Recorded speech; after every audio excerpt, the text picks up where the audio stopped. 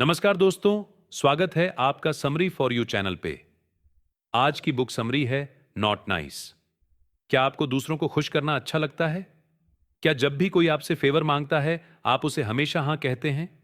क्या आप अपनी जरूरत को एक तरफ रखकर दूसरों को मौका देते हैं? अगर हां, तब आप एक बहुत अच्छे इंसान हैं। अच्छा होना कैसा है? अच्छा होना अच्छा है, क्योंकि अगर आप दूसरों के साथ अच्छे होते हैं, आप अपने आप को लव्ड और लाइकड महसूस करते हैं। मगर यहां इस अच्छे होने की रियलिटी यह है कि आप अच्छे इसलिए होते हैं क्योंकि आपको क्रिटिसाइज होने से डर लगता है। आप अच्छे रहने के लिए दबाव में रहते हैं क्योंकि आप खुद को सेल्फिश और बुरा नहीं दिखाना चाहते। आप फ्रेंडली, पोलाइट और अच्छे रहना चाहते हैं ताकि आप नेगेटिव फीलिंग्स जैसे गुस्सा, डर, दुख और दर्द को अवॉइड कर सके। आप किसी का भी विरोध नहीं करना चाहते या नहीं चाहते कि वह आपको नापसंद करे। आप लगातार अपने और दूसरों के रिएक्शंस को मॉनिटर करके दूसरों को खुश रखना चाहते हैं। इसलिए आप दूसरों के साथ अच्छे रहते हैं। इमेजिन कीजिए, आप अपने दोस्त के साथ एक पार्टी में जा रहे हैं। आपके दोस्त ने आपसे कहा है कि पार्टी में सबके साथ अच्छे से रहना, जिसके बाद आप मेहमानों को मुस्कुराहट के साथ ग्रीट करते हैं। बातों के दौरान सहमति में सर हिलाते हैं और उन चुटकुलों पर भी हंसते हैं जिन्हें आप समझ नहीं पाते। जब दूसरे कुछ बोलते हैं या ऐसे इशारे करते हैं जिनका मतलब गलत हो सकता है, आप उन्हें इंटरप्ट नहीं करते। आप ना ही असहमति प्रकट करते हैं, ना ही बीच में कोई कंट्रोवर्शियल टॉपिक्स लाते हैं। इसलिए सिंपली अच्छा होना इस तरह से काम करता है कि आप दूसरों के सामने वह नहीं रहते जो आप हैं। यह किताब आपको एक र्यूड बनने के लिए इनकरेज नहीं करती। इसका गोल है आपको बहुत अच्छे बनने से रोकना और अपने रियल सेल्फ में लाना। रयूड होना और रियल होना दोनों अलग है। रयूड होने का मतलब है दूसरों का अपमान करना, उन्हें डराना या वायलेंट हो जाना। जबकि रियल होना एनेस्टी के बारे में है, जिसमें जब आप कुछ कहना चाहते हैं तब आप स्ट्रेट फॉरवर्ड होते हैं और अपने एक्शंस में भी सच्चे होते हैं। इसलिए अच्छा नहीं होने का मतलब है सच्चा होना। यह होता है जब आप अपने आइडियाज को, अपनी इच्छाओं को और अपने ओपिनियन को फ्रीली एक्सप्रेस करते हैं। आप अपने आप को डिसएग्री होने की अनुमति देते हैं जब दूसरे की ओपिनियन आपकी वैल्यूज से अलग होती है। आप अपने विश्वास की रक्षा करने के लिए बहादुर बन जाते हैं। सबसे इंपॉर्टेंट बात यह है कि आप अपने और दूसरों के सामने सच्चे रहते हैं। आपको दोस्त मिल सकते हैं क्योंकि आप बहुत अच्छे हैं, लेकिन आप कभी भी सेटिस्फाइड नहीं होंगे।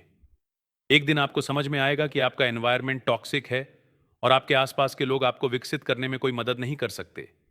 इसलिए दूसरों को खुश करने की अपनी नेगेटिव हैबिट को छोड़ दीजिए। सफलता का एक ही बात रास्ता है, बेफिक्र रहे। आप केवल अपने आप को अटेंशन दें।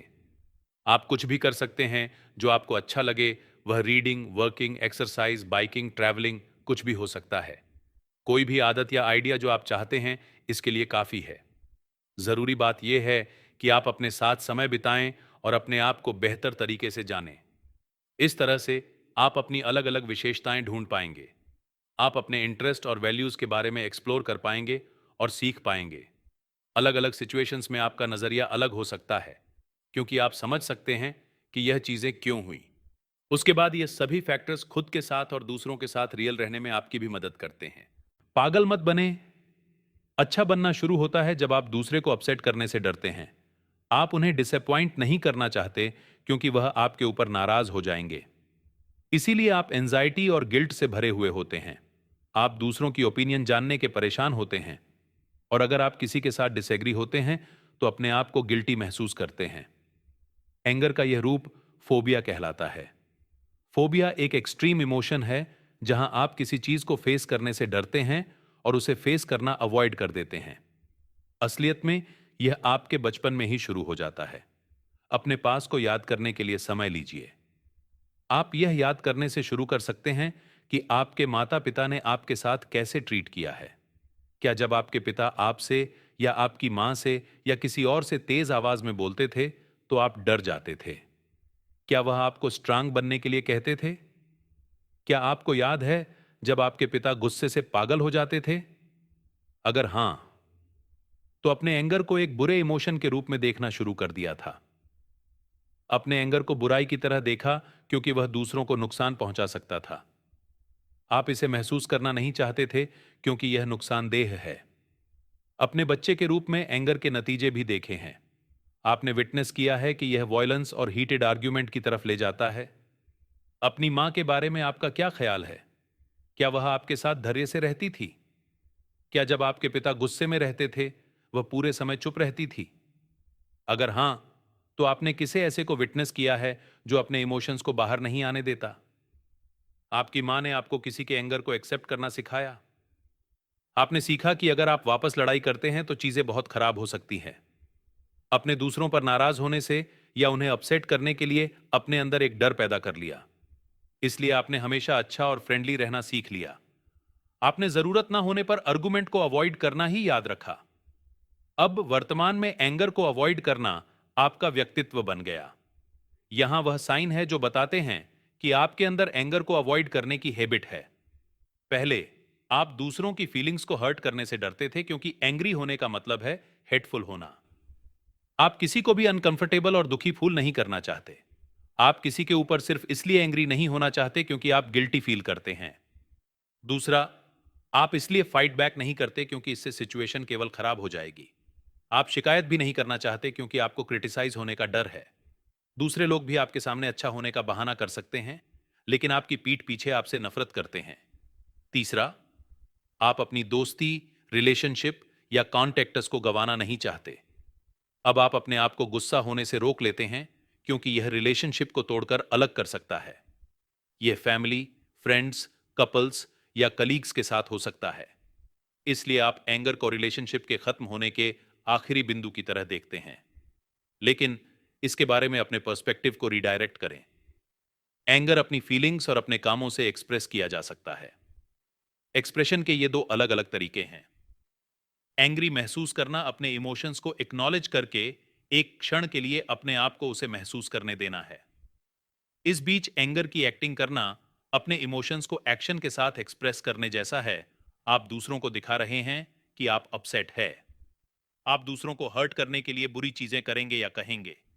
अब शायद आप सोच रहे होंगे कि एक्शन के साथ एंगर को एक्सप्रेस करना बुरा है। फीलिंग को एक्सप्रेस करने में कुछ भी गलत नहीं है। हमें केवल उन्हें कंट्रोल में रखने की जरूरत है, तब वह मुसीबत खड़ी नहीं करेंगे।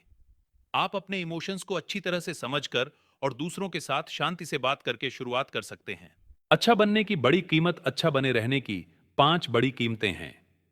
पहले कास्ट है एंजाइटी, दूसरी रिसेंटमेंट, तीसरी है फिजिकल पेन और इंजरी, पावरलेस महसूस करने की फीलिंग और आखिरी है खुद से अलगाव। एंजाइटी आपको एक अनकंफर्टेबल सिचुएशन में ले जाती है। आप अपने एक्शंस और उन्हें करने के तरीके को लेकर परेशान रहते हैं, केवल यह जानने के लिए कि आपने जो करा है आप उसके अपराधी हैं। आप अपनी गलतियां दोहराते रहते हैं। आप सबकी लाइफ में आने वाली टफ सिचुएशन के लिए अपने आप को जिम्मेदार महसूस करते हैं। इसलिए अच्छा बनकर आप यह निश्चित करते हैं कि लोग आपको पसंद करेंगे।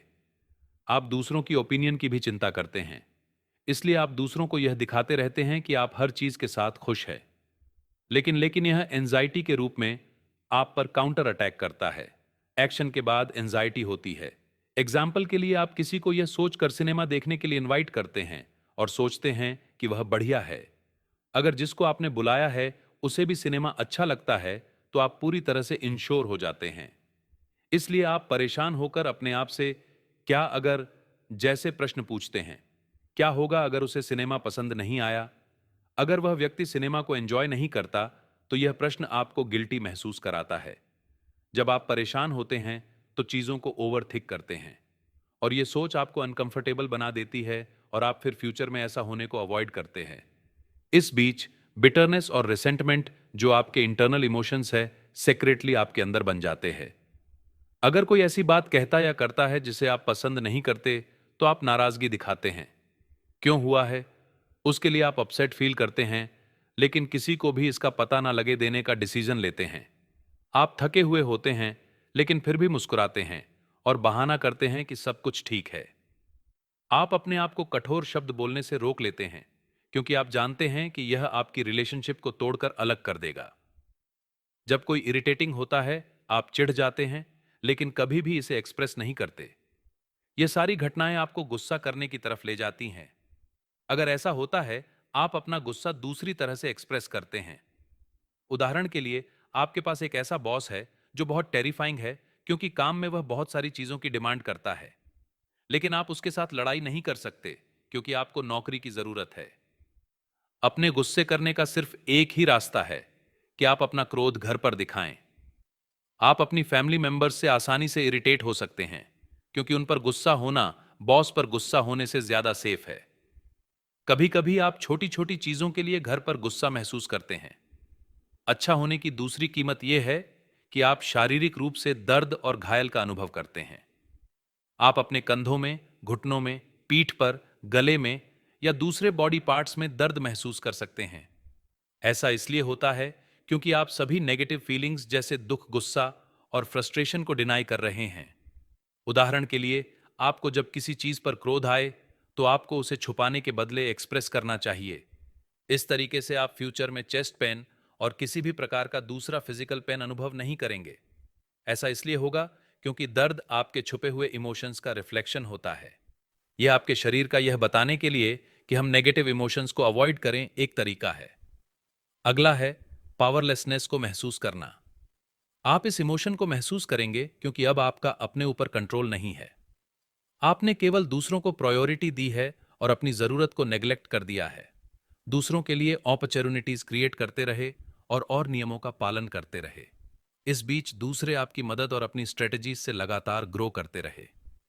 आखिरकार आप अपने आप को लास्ट फील करते हैं क्योंकि दूसरों को नौकरी मिल रही है, वह पैसे कमा रहे हैं, उन्हें प्रमोशन मिल रहे हैं, उनकी एक लव लाइफ है। तब आप मोटिवेशन खो देते हैं क्योंकि आप कुछ भी अचीव नहीं कर पाए। यह आपको फंसा हुआ और पावरलेस फील करने की तरफ बढ़ता है। अच्छा होने की आखिरी कीमत है दूसरों से खुद को आइसोलेट करना। यह तब होता है जब आप लगातार इंप्रेस करने के लिए चीजें करते हैं। आप चीज करते रहते हैं जबकि आप उनसे नफरत करते हैं। आप यह नहीं दिखाई कि आप कौन है क्योंकि आपको डर होता है कि लोग आपको जज कर सकते हैं। आप अपनी कमजोरी और गलतियां भी शेयर नहीं करते क्योंकि आप महसूस करते हैं जैसे लोग आपको समझ नहीं सकेंगे। आप हमेशा लोगों को खुश करने के लिए और दोस्त बने रहने के लिए अपना बेस्ट वर्जन दिखाते हैं, लेकिन आप एक मास्क के पीछे छुपे रहते हैं। आप अपने रियल सेल्फ को दूसरों से छुपाते हैं क्योंकि आप डरते हैं कि आखिर में आप अकेला फील करेंगे। इसलिए अपनी तरह होना बिना यह प्रिटेंड किए कि आप हमेशा ठीक है बहुत जरूरी है। इस तरह से आप दूसरे लोगों से बिना अपने असली रूप को आइसोलेट किए इंटरेक्ट कर सकते हैं। ऑपरेशन मुक्ति। आप पहले से ही जानते हैं कि बहुत अच्छा होना दूसरों को खुश करने के लिए है। अब आप इस व्यवहार को बदल दीजिए, लेकिन पहले यह याद रखिए, आप दूसरों को खुश करने के लिए वह जो रिक्वेस्ट करते हैं वह कर रहे हैं, अपना मुंह बंद रखते हैं और अनफेयर ट्रीटमेंट को अलाउ करते हैं। बहुत अच्छा रहने का नतीजा एंजाइटी, गिल्ट, रिग्रेट और गुस्सा होता है क्योंकि आप लोगों से अपनी सच्चे रूप को छुपा रहे हैं। अब बदलने करने का समय है। आपके पास यह करने के लिए 3 स्टेप्स है। पहले डिसाइड कीजिए कि आप सबके साथ अच्छे नहीं रहेंगे। दूसरा, वह चीज करिए जिनसे आप डरते हैं। तीसरा, दूसरों के इमोशनल रिएक्शंस के साथ डील करिए। पहला स्टेप है कि आपके अंदर हिम्मत हो कि आप अब अच्छे ना रहे। यह बात खुद से कहने के साथ शुरू होती है, लेकिन आपको चैलेंजेस फेस करने पड़ सकते हैं। आप बहुत सालों से बहुत अच्छे हैं, इसलिए अचानक बदल जाना मुश्किल है। जब भी कभी ऐसी स्थिति का सामना होने पर आप अच्छे व्यवहार की तरफ लौट सकते हैं। उदाहरण के लिए, आपने खुद को बता दिया है कि आप किसी से भी अच्छे नहीं रहेंगे। अगर आपको कुछ अच्छा नहीं लगेगा तो आप नो कहेंगे। लेकिन अगर अगले दिन आपके दोस्त आपसे एक फेवर मांगते हैं, ये दोस्त अपने रिसर्च पेपर के लिए आपसे मदद मांगता है जब आपके पास बहुत सारे काम है, आप अपने आप को उसे मदद ना कर पाने के लिए गिल्टी महसूस करते हैं, इसलिए आप अपनी कठोर एक्ट को रोकते हैं और हां कह देते हैं। यहां आपको अपने आप को एश्योर करना है कि आप अपने डिसीजन से हटेंगे नहीं। ऐसा करिए जब आपने डिसाइड कर लिया है कि आपको अच्छा नहीं रहना है। कम अच्छी चीज करके आप ऐसा होने दे सकते हैं। यह काम अच्छी चीजों का मतलब यह नहीं है कि आप रयूड या घमंडी हैं। अगर आपके पास उसकी रिक्वेस्ट को पूरा करने का समय नहीं है तो आप नो कह सकते हैं। जब दूसरे आपके साथ गलत व्यवहार करे, आप आवाज उठा सकते हैं। आप पहले खुद को दूसरों से ज्यादा प्रायोरिटी दे सकते हैं। आप अपनी बाउंड्रीज के अंदर रहे। इस तरह से आपको अपनी स्वतंत्रता मिलेगी और अपने ऊपर कंट्रोल मिलेगा। लेकिन अभी भी कम अच्छे बनने के बाद आपके अंदर इमोशनल रिएक्शंस हो सकते हैं, जैसे गिल्ट, फियर, एंजाइटी, गुस्सा और शक। आप इन इमोशंस को महसूस करेंगे क्योंकि आप उनके यूज टू नहीं हैं। साधारण तौर पर आप दूसरों के लिए चीजें करके या ज्यादातर समय उनसे सहमत होकर इन फीलिंग्स को अवॉइड कर देते हैं। आप हमेशा ईश्वर करते हैं कि वह सेफ और कंफर्टेबल रहे। आप आर्गुमेंट्स नहीं करते। आप में दूसरों से लड़ाई करने का कारण बनने की हिम्मत नहीं है। साधारण तौर पर आप अच्छी चीज करते हैं, इसलिए आप गिल्टी, एंजियस, डरे हुए या अपसेट नहीं होते। इसी वजह से जब आप अच्छा ना होने की शुरुआत करते हैं, नेगेटिव इमोशंस के साथ अनकंफर्टेबल हो जाते हैं। आप उन्हें बुरी चीजों की तरह देखते हैं जिन्हें महसूस नहीं किया जा सकता। लेकिन यह बहुत अच्छा होगा अगर आप इस पर्सपेक्टिव को हटा दें। आप अपनी बाउंड्री बनाएं और उनमें रहे। आपके पास अपना पर्सनल राइट है यह जानने के लिए कि किस ट्रीटमेंट को आप अलाउ करें और किसे नहीं। जब आप इमोशनल रिएक्शन से डील कर रहे होंगे, यह पर्सनल राइट आपका गाइड हो सकता है। पर्सनल राइट की शुरुआत यह इमेजिन करने से होती है कि जब आप शक और डर से फ्री होंगे तो आप क्या करेंगे। उदाहरण के लिए, अगर आप दूसरों को समझने के लिए बिना इस सीमा के कि आप क्या कह सकते हैं और क्या नहीं, बातचीत में इंगेज है, आप उनसे लगातार प्रश्न भी पूछेंगे और उनके साथ अपने विचार भी शेयर करेंगे। आप ऐसा करेंगे क्योंकि यह आपको अच्छा और कॉन्फिडेंट महसूस करवाएगा, जिसे कोई भी इंटरप्ट नहीं कर सकता। इस तरह से आप समझ जाएंगे कि लोगों से ज्यादा बात करना आपको दूसरों से बात करने और सुनने की ताकत देता है। आप उनसे इंटरेक्ट करने में डरेंगे नहीं, क्योंकि आप अपने आप को और सिचुएशन को कंट्रोल कर लेंगे। सीमाएं बनाइए। अगर आप ताकत और स्वतंत्रता चाहते हैं तो बाउंड्रीज इंपॉर्टेंट है। ये बाउंड्रीज आपको यह जानने में मदद करेंगे कि आप क्या चाहते हैं और क्या नहीं चाहते। जब दूसरे आपकी बाउंड्रीज के अंदर आने की कोशिश करेंगे तो ये आपको आवाज उठाने में मदद करेंगी। बाउंड्रीज आपकी इनर गाइडेंस है। ये बताती हैं कि आपके लिए क्या सही है और क्या गलत। ये आपको ये डिसाइड करने में मदद करती हैं कि तुरंत क्या करना चाहिए। जब आप ये नहीं चाहते कि दूसरे आपको कंट्रोल करें, आप इन बाउंड्रीज का यूज करते हैं। लेकिन अगर आप बहुत अच्छे हैं तो इन बाउंड्रीज को सेट करना मुश्किल है। ऐसा इसलिए है क्योंकि आप हमेशा दूसरों को अपने लिए डिसाइड करने देते हैं। आप अपने आप को नो कहने की अनुमति नहीं देते क्योंकि आप दूसरों को डिसअपॉइंट नहीं करना चाहते। आप सोच सकते हैं कि आपको किसी का आइडिया अच्छा नहीं लग रहा, इसलिए आप उसे कहने की कोशिश नहीं करते। आप यह भी विश्वास करते हैं कि किसी और के द्वारा की गई चीजों से नफरत करना बुरा है, क्योंकि यह अच्छी बात नहीं है। आप किसी से भी सहमत हो जाते हैं क्योंकि आप उन्हें फ्रस्ट्रेटेड नहीं करना चाहते। आप एक क्रॉनिक बाउंड्रीलेस इंसान हैं क्योंकि आप अपने लिए कोई स्टैंडर्ड तय नहीं कर रहे हैं। आपको पता नहीं है कि आपको क्या अच्छा लगता है और क्या नहीं। आप हमेशा मुस्कुराते हैं, तब भी जब किसी के द्वारा आपको परेशान किया जाता है। यह व्यवहार आपकी अच्छे पर्सनालिटी में जड़ें बना चुका है, जो अब आपकी फिजिकल, इमोशनल और मेंटल हेल्थ के लिए हेल्थी नहीं है। समय के साथ यह आपके लिए बहुत सी प्रॉब्लम्स खड़ी कर सकता है। इसलिए अब आप अपने लिए बाउंड्री सेट करिए। पहले आप क्या पसंद नहीं करते, इससे शुरुआत कर सकते हैं। यह जानने से पहले कि हम क्या पसंद करते हैं, यह जानना आसान है कि हम किस से नफरत करते हैं।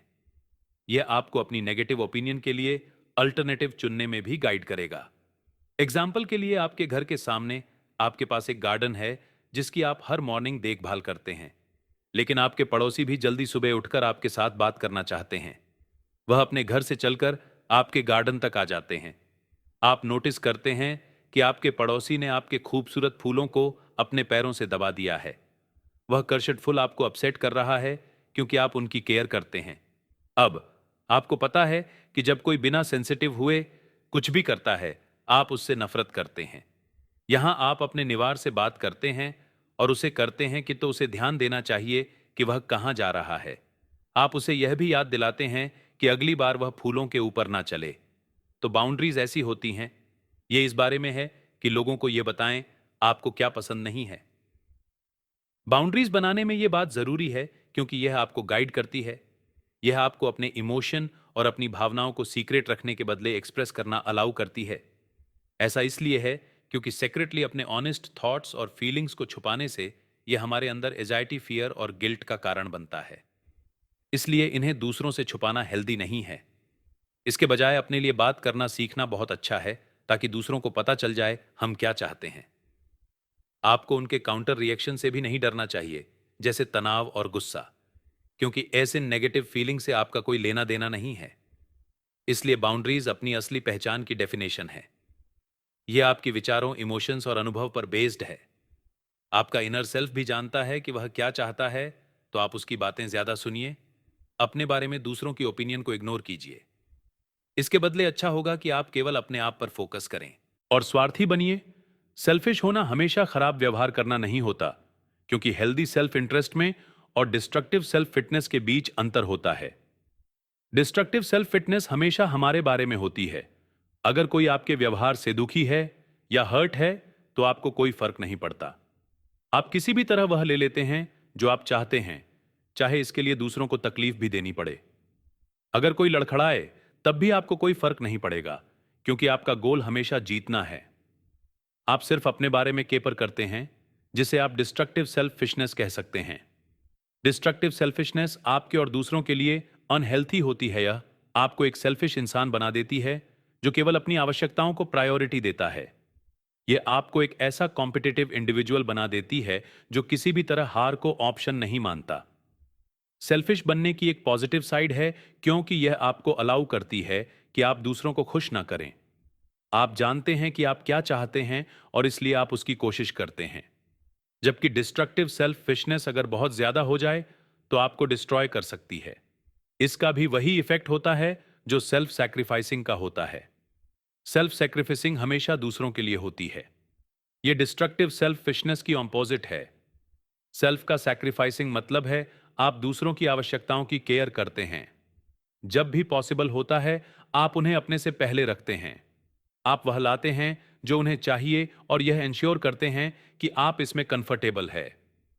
आप लोगों से उनकी ओपिनियन भी पूछते हैं और उनसे एग्री भी करते हैं, क्योंकि उनके आंसर आपको कन्विंस करते हैं। आप हमेशा सोचते हैं कि उनका आइडिया बेस्ट था और आपका नहीं था। आप उनके इंटरेस्ट को मूवीज में, किसी जगह जाने में, खाने में और दूसरी एक्टिविटीज में प्रायोरिटी पर रखते हैं। साधारण शब्दों में, आप अपनी नीड्स को दूसरों के लिए सैक्रिफाइस कर रहे हैं। ऐसा इसलिए है कि आप आदत के अनुसार अच्छा व्यवहार करने वाले हैं। डिस्ट्रक्टिव सेल्फिशनेस और सेल्फ सैक्रिफाइसिंग दोनों ही आपके फिजिकल, इमोशनल और मेंटल हेल्थ के लिए अच्छी नहीं होती। इसके अलावा आप इन दोनों को हेल्दी सेल्फ इंटरेस्ट के लिए सेल्फिश होकर बैलेंस कर सकते हैं। हेल्दी सेल्फ इंटरेस्ट का मतलब है आप अपनी पसंद और नापसंद को जानें। आप इसे आइडेंटिफाई कर सकते हैं, ये जानकर कि आप कहां जाना चाहते हैं और क्या खाना चाहते हैं। आप इसे तब भी डिसाइड कर सकते हैं कि जब आप अपने एक फ्रेंड के द्वारा रेकमेंड करी हुई मूवी को देखने जाना चाहते हैं। यहां आपको अपने डिसीजन के ऊपर कंट्रोल आ जाएगा। हेल्दी सेल्फ इंटरेस्ट दूसरों द्वारा या फिर पूरी तरह से अपनी नीड्स से इन्फ्लुएंस्ड नहीं होता। आप अपनी पसंद की चीजों को बैलेंस्ड बिहेवियर से भी पा सकते हैं। इसमें केवल एक ही अंतर होता है कि आप पहले अपने आप को प्रायोरिटी दें और दूसरों की ओपिनियन को भी कंसीडर करें। ऑब्जोल फिटनेस डिस्ट्रक्टिव भी हो सकती है, लेकिन इसे कंट्रोल किया जा सकता है। लोग कई तरह से अलग होते हैं और आपको उनसे इंटरेक्ट करने की जरूरत है, क्योंकि यह आपका सोशल रोल है। आप अभी भी दोस्त बना सकते हैं, रिश्तों पर, परिवार पर और रोमांटिक लव पर काम कर सकते हैं। इसलिए हेल्दी रिलेशनशिप बनाने के लिए आपको अपने व्यवहार को बैलेंस करना होगा। आप पहले अपनी खुशी को किनारे रखकर दूसरों को खुश करना बंद करिए। उदाहरण के लिए, आप और आपका दोस्त एक डेट पर गए। आप सिनेमा ए देखना चाहते हैं, जबकि आपका दोस्त सिनेमा बे देखना चाहता है। यहां आप एक नेगोशिएशन करिए। आप सलाह दे सकते हैं कि पहले ए सिनेमा देख लेते हैं, उसके बाद बे भी देख लेंगे। आप यह भी सजेस्ट कर सकते हैं कि उन्हें अलग अलग देख लेंगे या हम कहीं और चलते हैं। आप यह नेगोशिएशन तब तक कर सकते हैं जब तक आप दोनों किसी एक डिसीजन पर ना पहुंच जाएं। लेकिन आप यह नहीं बोलते जबकि आपको यहां अपने आप को प्रायोरिटी देनी है। हेल्दी सेल्फ इंटरेस्ट के लिए अपने को प्रायोरिटी दिए बिना दूसरे को पहले रास्ता ना दे। असंतुष्टि को सहने की शक्ति बढ़ाएं। अपने अपने जीवन में डिस्कंफर्ट का अनुभव किया होगा। अपने आप को इतना अनकंफर्टेबल महसूस किया होगा जैसा आप दोबारा कभी नहीं करना चाहते। यह वह समय है जब आपको अपने कंफर्ट जोन में रहना है। कंफर्ट जोन वो होती है जहां आप अच्छा और सेफ फील करते हैं, जैसे ज्यादा नहीं बोलना, किसी को चैलेंज नहीं देना और अपने इंस्टिंक्ट्स को फॉलो नहीं करना। यह वह जोन है जहां आप दर्द, गुस्सा, फियर, गिल्ट, डाउट, डिसअपॉइंटमेंट और एंजाइटी कुछ भी महसूस नहीं करते। आप अपने कंफर्ट जोन में रहते हैं क्योंकि आप एक पीसफुल लाइफ चाहते हैं। आप दुश्मन नहीं चाहते, ना ही अपने काम, स्कूल या घर में कोई लड़ाई चाहते हैं। आप अपनी एनर्जी को दूसरों के साथ बहस करने में और अपने पॉइंट को प्रूव करने में लगाना चाहते। तब आप अपने कंफर्ट जोन में हैं, क्योंकि आप किसी भी अनकंफर्टेबल सिचुएशन को टॉलरेट नहीं कर सकते। लेकिन डिस्कंफर्ट आपको एक एडल्ट की तरह बड़ा होने में मदद करता है। उदाहरण के लिए, आपको सुबह सुबह ठंडे पानी से मॉर्निंग शावर लेना अनकंफर्टेबल लगता है, क्योंकि सुबह 5 बजे टेम्परेचर ठंडा होता है। तो आप ऐसा मत करिए और उसके बदले कॉफी पी लीजिए। जबकि अर्ली मॉर्निंग कोल्ड शावर ना पूरे दिन के लिए आपकी एनर्जी को बूस्ट करता है, वह आपके शरीर को पॉजिटिवली इफेक्ट करता है और पूरे दिन आपको अलाइव और प्रोटेक्टिव महसूस करवाता है। आप जब इन इफेक्ट्स को जान जाते हैं तो आप कोल्ड शावर लेना शुरू कर देते हैं। आप इसे लगातार करते हैं जब तक कि आप उसकी ठंडक के यूज टू नहीं हो जाते। अंत में आप इस डिस्कम्फर्ट को फेस करने के लिए बहादुर बन जाते हैं और उन पॉजिटिव नतीजे की तरफ बढ़ते हैं। दिन में आप पूरे दिन प्रोडक्टिव और एक्टिव रहते हैं। आप इस नतीजे का अनुभव तब भी कर सकते हैं जब आप काम अच्छा होने का डिसीजन लेते हैं। आप अपने डिस्कम्फर्ट को सहन करने की शक्ति बढ़ाते हुए लगातार अपने प्रेफरेंस को बताते हैं, अपनी नीड्स पर फोकस करते हुए और दूसरों की सलाहों पर कोई ध्यान न देते हुए हमेशा दूसरों के साथ एग्री नहीं होते। इस तरह का व्यवहार पहले तो अनकंफर्टेबल लगेगा, लेकिन बाद में आप इसके आदी हो जाएंगे। जब भी आप अपने इमोशनल डर के कारण अनकंफर्टेबल महसूस करें, उससे डील करने के यहां 3 तरीके हैं। पहला, जिस व्यक्ति से आप आर्गुमेंट कर रहे हैं उसे अपने काबू में कर लीजिए। जब कोई आप पर अटैक कर रहा हो तो आपको अपने आप को डिफेंड करने की जरूरत नहीं है। जो आपको करना है वह बस यह है कि उन्हें एम्पैथी दिखाकर अपने बस में कर ले। यह बेहतर होगा कि उन्हें यह दिखाएं कि वह जो कह रहे हैं आप उन्हें सुन रहे हैं और आप उनकी केयर करते हैं, जबकि आप उनकी फीलिंग्स और थॉट्स में इन्वॉल्व ना हो। ये मत सोचिए कि वह जो फील कर रहे हैं या जो हो रहा है उसके जिम्मेदार आप हैं, क्योंकि जब उसमें आपकी कोई गलती नहीं है तो फिर वह इस तरह से क्यों फील कर रहे हैं या सोच रहे हैं। दूसरा पैराडॉक्स एक्सेप्टेंस का इस्तेमाल करें। यह किसी की बात के एक पोर्शन को सच मानकर एक्सेप्ट करने के बारे में है। आप नोटिस करेंगे कि दूसरे जो आपके और आपके एक्शंस के बारे में देखते हैं उसमें क्रिटिसिज्म भी है। इसलिए क्रिटिसिज्म को एक्सेप्ट करके उन पर ध्यान दें और उन्हें खुद को समझने के लिए यूज करें, क्योंकि आप उन्हें खुद नोटिस नहीं कर पाएंगे। आखिर में आप अकेले अपने इमोशंस और थॉट्स को प्रोसेस करिए। पूरे दिन सिचुएशन के बारे में सोचकर विचारों को आने दीजिए, उन्हें मत रोकिए। आप ऐसा करेंगे तो आपको कोई भी आंसर नहीं मिलेगा। आपको जो करना है वह यह है कि इस बात को एक्सेप्ट करिए कि यह चीज हो सकती है, इतना काफी है। इस तरह से आपको मेंटल पीस मिलेगी। तो दोस्तों, ये थी आज की समरी। ये समरी आपको कैसी लगी हमें ये कमेंट में जरूर बताएं। नमस्कार।